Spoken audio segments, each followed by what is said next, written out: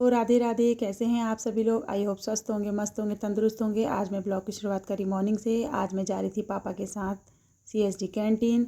तो पापा ने बोला, पिछले महीने भी हम नहीं गए थे, तो पापा ने बोला चलो हम सीएसडी कैंटीन होके आते हैं। नंबर तो कुछ आया नहीं था।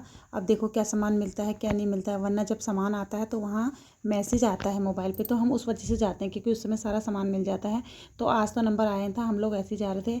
अब देखो वहाँ पे सामान मिलता है नहीं मिलता है। अगर सामान मिलता है तो फिर मैं आपको जाके दिखाऊंगी। अगर सामान नहीं मिलेगा, अगर मैंने वीडियो नहीं डाली तो समझ लेना वहाँ कुछ भी सामान नहीं मिला, क्योंकि इस टाइम पे तो सामान होता नहीं है। सामान आता है वहाँ ज़्यादातर 10 तारीख के बाद। तो आज तो हम ऐसे ही जा रहे हैं समझ लो, क्योंकि पापा को अपना कोटा भी लाना होता है और थोड़ा जो बचा कुचा सामान होता है वो हम लेके आ जाते हैं।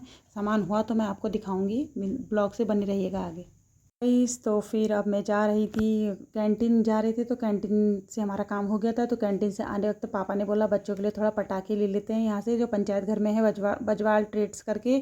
बहुत ही अच्छे पटाखे मिलते हैं यहाँ पे और बहुत ही अच्छी मतलब क्वांटिटी में, क्वालिटी में, प्राइस में भी बहुत ही ज़्यादा अंतर है। तो पापा ने बच्चों के लिए थोड़ा सा यहाँ पर से पटाखे वगैरह ले लिए थे, क्योंकि बच्चों को ही चाहिए होते हैं ना बच्चों के लिए। तो अभी से आ गई दिवाली, तो बच्चों के लिए थोड़ा बहुत पापा ने पटाखे ले लिए थे।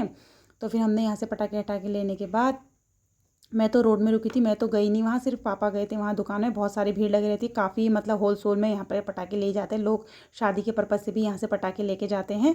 तो पापा लेके आ गए थे पटाखे। अब मैं जा रही थी घर को। तो मैं घर को जा रही थी तो मेरा भाई का बेटा आ गया था स्कूल से, तो वो आधे रास्ते में था। तो मैंने सोचा क्यों ना मैं उसको लेके आ जाऊँ। तो उसकी छुट्टी पहले हो जाती है ना, हमारे बच्चों की। मेरे बेटे की छुट्टी बाद में होती है, क्योंकि मेरा बेटा फर्स्ट में चले गया, वो है छोटा यूकेजी में। तो उसकी छुट्टी पहले हो जाती है। ये आता है, तो वो आ रहा था रास्ते से, तो मैंने सोचा क्यों ना मैं ही चले जाऊँ उसको लेने के लिए। मेरे को देख के वो खुश हो गया। वो देखो पैदल पैदल आ रहा है, उतने ऊपर से बेचारा पैदल आ जाता है। इतना छोटा सा बच्चा है देखो, कहीं भी भेजो मतलब इसको डर नहीं लगती है, ये आ जाता है। तो वो आ रहा था, मैंने बोला दिव्यांशु जल्दी जल्दी आ जाओ। तो उसको लगा बुआ ब्लॉग बना रही है, तो उसको शर्म सी आ गई। मैंने बोला हेलो गाइज बोलो, हेलो गाइज बोलो, तो हेलो गाइज बोलने लग गया, उसको शर्म सी आ गई थी। तो बच्चा आ गया था मेरा स्कूल से, मैंने घर छोड़ा, वो चले गया था घर को। फिर मैं भी अपने घर को आ गई थी वहाँ से। तो जैसे ही मैं मार्केट से घर पहुँची तो मुझे पता चला मेरा सिलेंडर हो गया है ख़त्म।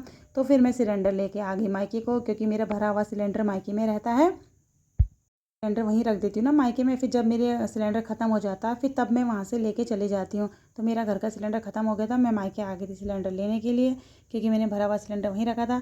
सिलेंडर घर रखने के बाद मैं चली गई थी, मुझे कहीं जाना था किसी काम से। तो मैं चली गई थी अपने भाई के साथ स्कूटी में। मौसम भी मस्त हो रहा था, ऐसे मौसम में तो घूमने का भी मन करता है। तो मेरा कुछ घर का घरेलू काम था, पर्सनल काम। तो मैं अपने भाई को लेके स्कूटी में उनके साथ चली गई थी। हमने कहा चलो इसी बहाने घुमाई भी हो जाएगी और जो हमारा काम है वो हो जाएगा। और वो भैया के पास हम पहुंचने ही वाले थे। फाइनली जिसके पास काम था वो भैया के पास हम पहुंच गए और हमारा काम हो भी गया। भैया ने हमें जो काम था वो काम भैया ने हमें करवा दिया। ये था मेरा छोटा सा ब्लॉग। कैसा लगा आप सभी को बताना। राधे राधे।